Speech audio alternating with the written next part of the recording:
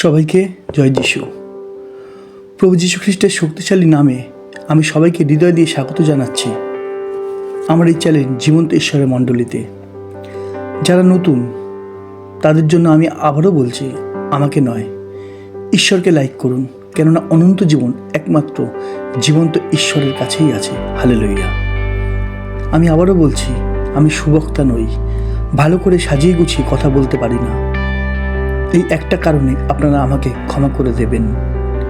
তাই আমি বলছি, এই পুরো প্রোগ্রামটার মধ্যে আমার কোনো ক্রেডিট নেই, কেননা 100% ক্রেডিট আমি ঈশ্বরকে দিই। একমাত্র ঈশ্বরের গৌরব হোক, আমেন। আর যারা প্রথম থেকে আমার ভিডিওগুলো দেখছেন, ঈশ্বরের জীবন্ত বাণীর শিক্ষাগুলো গ্রহণ করছেন, তাদের কাছে আমার একটাই অনুরোধ, সদা সর্বদা ঈশ্বরের ধন্যবাদ ও গৌরব করুন। আসুন আমরা প্রার্থনা করে এই অনুষ্ঠান শুরু করি। প্রভু, তোমায় ধন্যবাদ দিই, একমাত্র জীবন্ত ঈশ্বর তুমি। তোমার বাক্য জীবন্ত কার্য সাধক, তাই তোমার বাক্য আমাদের প্রত্যেকের হৃদয়ে কার্য করুক। যিশু নামে চাই এই প্রার্থনা, আমেন। আজকের বিষয় শিশু। শিশু বলতে আমরা কি বুঝি? একটা ছোট্ট সন্তান, যার কোনো ভালো মন্দ জ্ঞান নেই আর যার কিছু করার ক্ষমতাও নেই, সেই হলো শিশু। যে কোনো কাজের জন্য তাকে তার মা বাবার উপরে নির্ভর করতে হয়, সেই তো শিশু। মা বাবা যাকে ভালো ভালো শিক্ষা দিয়ে গড়ে তোলে, যেন সে বড় হয়ে এই পৃথিবীতে মানুষের মতো মানুষ হতে পারে, সেই তো শিশু। যাকে সঠিক সময় সঠিক খাদ্য দিয়ে যত্ন সহকারে বড় করে তোলা হয়, সেই তো শিশু। আমরা একটা বিষয়ের উপর জোর দিই, পৃথিবীতে একটা মানুষের জীবন 3 রকমভাবে কাটে। 1, প্রথমে সে শিশু অবস্থায় জন্ম নেয়, অর্থাৎ সে যে কোনো বিষয়ে অন্যের উপর নির্ভর করে থাকে। 2, বড় হওয়ার পর স্কুল, কলেজ, চাকরি, বিয়ে, সংসার, এই সময় সে নিজের জ্ঞান বুদ্ধিতে চলতে থাকে।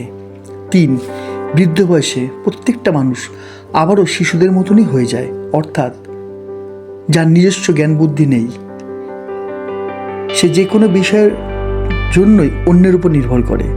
অর্থাৎ একটা মানুষ প্রথমে শিশু, পরে সাবালক, আর শেষে আবারও শিশু হয়ে যায়।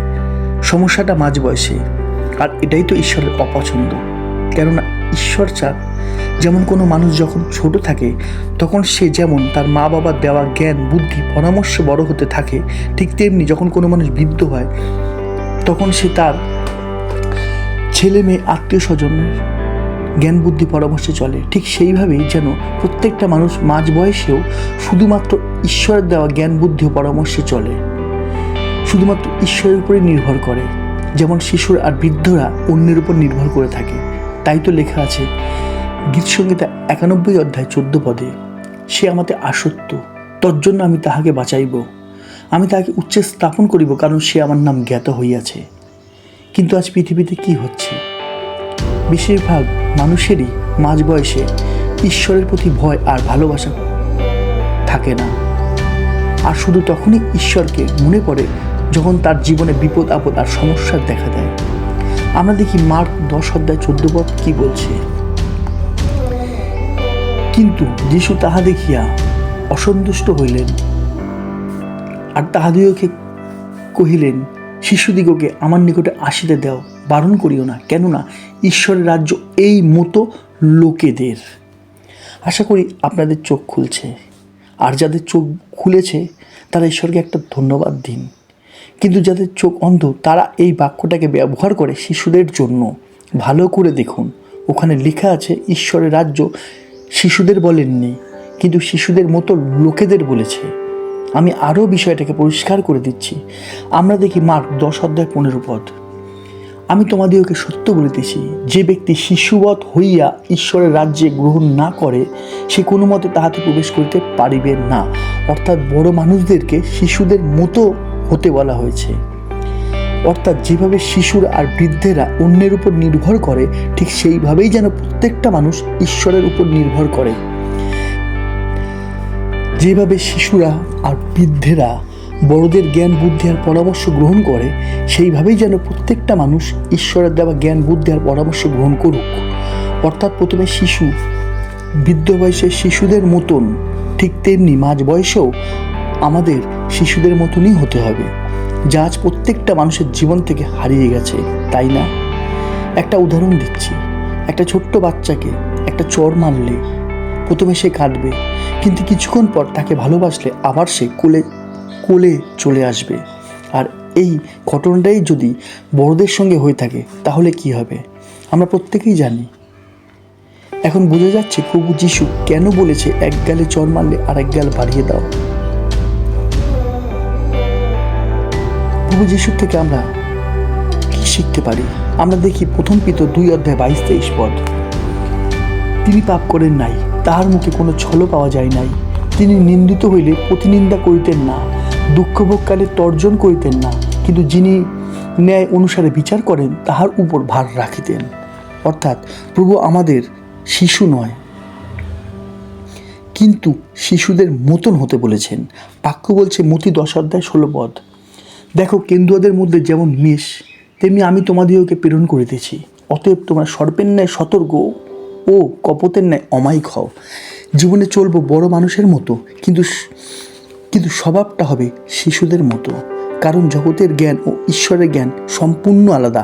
বাক্য বলছে 1 করন্থীয় 1:20 পদ, জ্ঞানবান কোথায়? অধ্যাপক কোথায়? এই যুগের বাদানুবাদকারী কোথায়? ঈশ্বর কি জগতের জ্ঞানকে মূর্খতায় পরিণত করেন নাই? ঈশ্বর জগতের জ্ঞানকে মূর্খতা বলেছেন, আর জগতের মানুষ বাইবেলকে মূর্খতা বলেছে। আমরা দেখি 1 করন্থীয় 1:18 পদ, কারণ সেই ক্রুশের কথা যাহারা বিনাশ পাইতেছে তাহাদের কাছে মূর্খতা, কিন্তু পরিত্রাণ পাইতেছি যে আমরা, আমাদের কাছে তা ঈশ্বরের পরাক্রম স্বরূপ। তাহলে বোঝা যাচ্ছে যারা ঈশ্বরের বাক্যকে গ্রহণ করবে না তাদের কাছে বাইবেল মূর্খতা, কিন্তু যারা গ্রহণ করেছে তাদের কাছে মহাপরাক্রম স্বরূপ। হালেলুয়া। প্রভু দেখিয়েছে কিভাবে একটা বিশ্বাসীকে ঈশ্বরের পথে চলতে হয়। আমরা দেখি ফিলিপিও 2:5-8, খ্রিস্ট যিশুতে যে ভাব ছিল তাহা তোমাদিগতেও হোক। ঈশ্বরের স্বরূপ বিশিষ্ট থাকিতে তিনি ঈশ্বরের সহিত সমান থাকা ধরিয়া লইবার বিষয় জ্ঞান করিলেন না, কিন্তু আপনাকে শূন্য করিলেন, দাসের রূপ ধারণ করিলেন, মনুষ্যদের সাদৃশ্যে জন্মিলেন এবং আকার প্রকারে মনুষ্যবাদ প্রত্যক্ষ হইয়া আপনাকে অবনত করিলেন মৃত্যু পর্যন্ত, এমনকি ক্রুশীয় মৃত্যু পর্যন্ত আজ্ঞাবহ হইলেন। হালেলুয়া। আশা করি বোঝা গেল। আর তাই তো বাইবেল আমাদের বলছে 1 পিতর 2:21 পদে, কারণ তোমরা ইহার নিমিত্ত আহত হইয়াছ, কেননা খ্রিস্টও তোমাদের নিমিত্ত দুঃখ ভোগ করিলেন, এই বিষয়ে তোমাদের জন্য এক আদর্শ রাখিয়া গিয়াছেন, যেন তোমরা তাহার পদচিহ্নের অনুগমন করো। হালেলুয়া। শিষ্যরা কিন্তু তাই করত। আমরা দেখি 2 করন্থীয় 12:18 পদ, আমি তিতকে অনুরোধ করিয়াছিলাম এবং তাহার সঙ্গে সেই ভ্রাতাকে পাঠাইয়াছিলাম, তিত কি তোমাদিগকে ঠকিয়াছেন? আমরা কি একই আত্মায় একই পদচিহ্ন দিয়া চলি নাই? মানুষের জীবনে মাঝ বয়সে শিশুরা যেন হারিয়ে যায়, আর তাই তো প্রভু বলেছেন যোহন 3:3 পদে, যিশু উত্তর করিয়া তাহাকে কহিলেন, সত্য সত্য আমি তোমাকে বলিতেছি, নতুন জন্ম না হইলে কেউ ঈশ্বর রাজ্য দেখিতে পায় না। এর অর্থ অনেক মানুষই বুঝবে না। তাই তো নিকোদিমও জিজ্ঞাসা করেছিল। যোহন 3:4 পদ আমরা দেখি, নিকোদিম তাহাকে কহিলেন, মনুষ্য বিদ্ধ হইলে কেমন করিয়া তাহার জন্ম হইতে পারে? সে কি দ্বিতীয়বার মাতার গর্ভে প্রবেশ করিয়া জন্মিতে পারে? উত্তরে প্রভু যীশু কি বলেছিলেন? আমরা দেখি যোহন 3:5 পদ, যীশু উত্তর করিলেন, সত্য সত্য আমি তোমাদিগকে বলিতেছি, যদি কেউ জল এবং আত্মা হইতে না জন্মে তবে সে ঈশ্বরের রাজ্যে প্রবেশ করিতে পারিবে নয়। এখান থেকে আমরা কি বুঝলাম? আমাদের করণীয় কি? এর উত্তর একটাই, আমাদের ভিতরে সেই জগতের জ্ঞানে অহংকারী মানুষটাকে মেরে দিয়ে বাক্য পালনের দ্বারা নতুন মানুষটাকে আমরা যেন জন্মাতে সাহায্য করি। আমরা দেখি গালাতীয় 2:20 পদ, খ্রিস্টের সহিত আমি ক্রুশারোপিত হইয়াছি, আমি আর জীবিত নই, কিন্তু খ্রিস্টই আমাদের জীবিত আছেন। হালেলুয়া। আশা করি বোঝা যাচ্ছে প্রভু কেন বলেছেন ঈশ্বরের রাজ্য শিশুদের মতন লোকেদের। আবারও বলছি, ঈশ্বরের রাজ্য শিশুদের নয়, শিশুদের মতন লোকেদের। আর নতুন জন্মের অর্থ এটাই। আমাদের করণীয়, একটা ছোট্ট শিশু যেমন মায়ের দুধের লালসা করে আর তার ফল উপকার আর বৃদ্ধি, ঠিক সেইভাবেই আমরা যেন ঈশ্বরের বাক্যের লালসা করি। তাই তো বাক্য বলছে 1 পিতর 2:1, 2 আর 3 পদ, অতএব তোমরা সমস্ত দুষ্টতা ও সমস্ত ছল এবং কপটতা ও মাৎসর্য ও সমস্ত পরিবার ত্যাগ করিয়া নবজাত শিশুদের ন্যায় সেই পারমার্থিক অমিশ্রিত দুধের লালসা করো, যেন তাহার গুণে পরিত্রাণের জন্য বৃদ্ধি পাও, যদি তোমরা এমন আস্বাদ পাইয়া থাকো যে প্রভু মঙ্গলময়। এখানে আমার আর কিছু বলারই নেই। আশা করি যারা বোঝা তারা অবশ্যই ঈশ্বরের বাক্যকে গ্রহণ করছেন। আর বাইবেল বলছে যারা যারা ঈশ্বরের বাক্যকে গ্রহণ করলেন তাদের বৃদ্ধি অনিবার্য।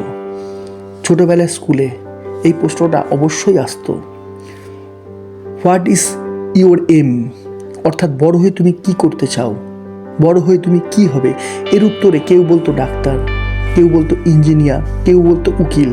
এখন আমি ঈশ্বরের ধন্যবাদ দিই, কেননা তার পবিত্র জীবন্ত বাক্যের দ্বারা আমি সত্যটা জানতে পেরেছি। এখন যদি কেউ আমাকে প্রশ্ন করে বড় হয়ে তুমি কি হতে চাও, এর উত্তরে আমি বলবো বড় হয়ে আমি শিশুদের মতো হতে চাই। হালেলুইয়া। আজ এতটাই। এখানে আমি প্রভুর জীবন্ত শিক্ষা শেষ করলাম।